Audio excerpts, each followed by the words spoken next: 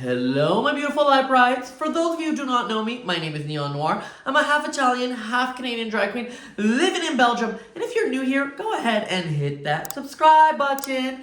Today, we are playing my favorite game, FAB or Drab, where we rate the looks of Drag Race Italia Season 3, Episode 10, and let you know if they're fab and fabulous or drab and awful. So without further ado, let's get into it.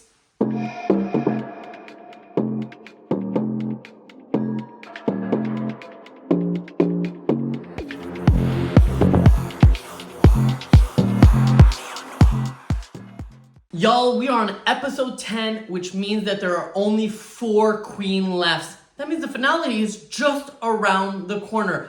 But we still have a runway to get into. This week's category is Drag Remo Style, where the queens have to give us their best interpretation of iconic looks from the Sanremo Festival. For those of you who don't know, Sanremo is actually the Italian song contest held every year where each of the winners make it to Eurovision. It's actually become more important than Eurovision itself in Italy. First up, it's Lina Galore, and Lina Galore is coming in as Lina Galore always does with an iconic look. She's coming in from head to bust in these black and white polka dots with polka dots on her face. She then did this mix and match with this checkerboard pattern skirt. Girl, I love this mixture of pattern. I love this black and white fantasy, and it is definitely iconic if I've ever said it myself. But Lina said that she is giving you a hyper drag version of one of Gianni Versace's last looks for Claudia Call. I don't know who Claudia Call is, but I do know who Versace is, and I don't know if this is giving you Versace, but I really don't care. She looks good from head to toe. She's definitely giving you hyper drag, and I want this look. I want to create this look. I want to do a version of this look. So if you see something like this in the future on my Instagram, you know where I got the reference from. So for Miss Lina Galore, if you didn't figure it out, it is 100% a fab, mama.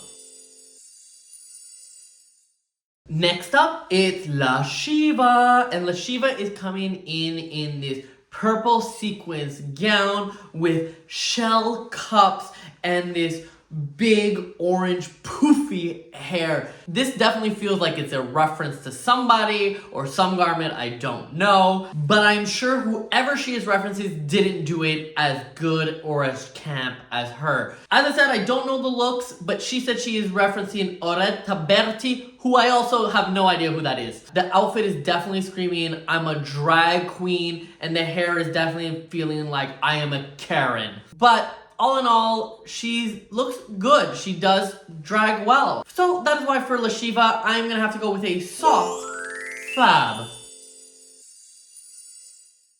Next up, it's Silvana della Magliana, and she's coming in this silver sequins outfit paired with this blonde hair and this actually beautiful mug. I will say the one thing about Silvana, that her makeup skills have improved so much throughout this competition. She looked good and really young in this one. We find out that she is interpreting Paola. She pulls off her blonde wig to reveal a black one, and now she's Chiara from the duo Paolo and Chiara. But this is the best Silvana's has ever looked. I feel like she's really stepping up her game. Is it the most cool, innovative thing? No. I've also questioned that she's only starting to look this good so late in the game. All in all, it is fine. It looks good. If this was earlier episode, I would probably fab it. But at this stage, I'm looking for iconic, and this is definitely not iconic. That is why for Silvana, I have to go with a drab, even though this is the best she looked.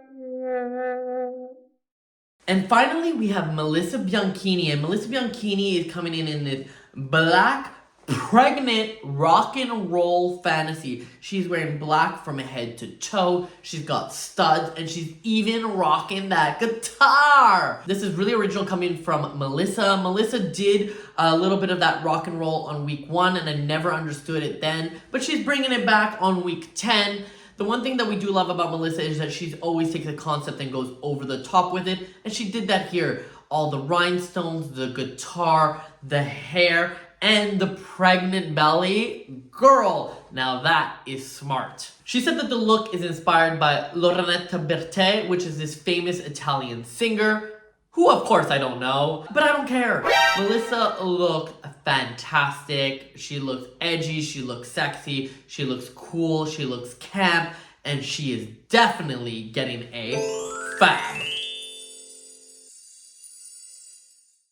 Y'all, that is it for this week's episode, but more importantly, who had my Drab of the week? Well, my Drab of the week has to go to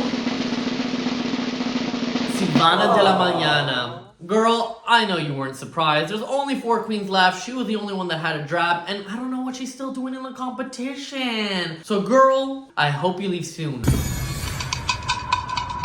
But enough about the negative, let's get into the positive. Who had my FAB of the week? Well, my FAB of the week has to go to Lina Galore. Girl, Lina Galore was the only one to take this idea and make it super camp, super conceptual, super inspiring, and I love it. She is definitely in my books becoming a front runner. Early on in the season, I was definitely rooting for Melissa Bianchini, but as these weeks come on and Linda is giving us these most iconic runways that we've ever seen, if she doesn't win this season, she better be on Global All-Stars or something, because this bitch knows what she's doing.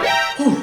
Anyway, y'all, that is it for this week's episode. Do you agree or disagree with my thoughts? Well, go ahead and leave a comment down below. I do read all of them and try to reply where I can. And while you're there, go ahead and hit that like and subscribe button. I am trying to get to 1,000 followers, so it would really mean a lot to me. On that note, my name is Neon Noire, at Miss Neon Noire on all social platforms, and I'll see you next week. Bye-bye.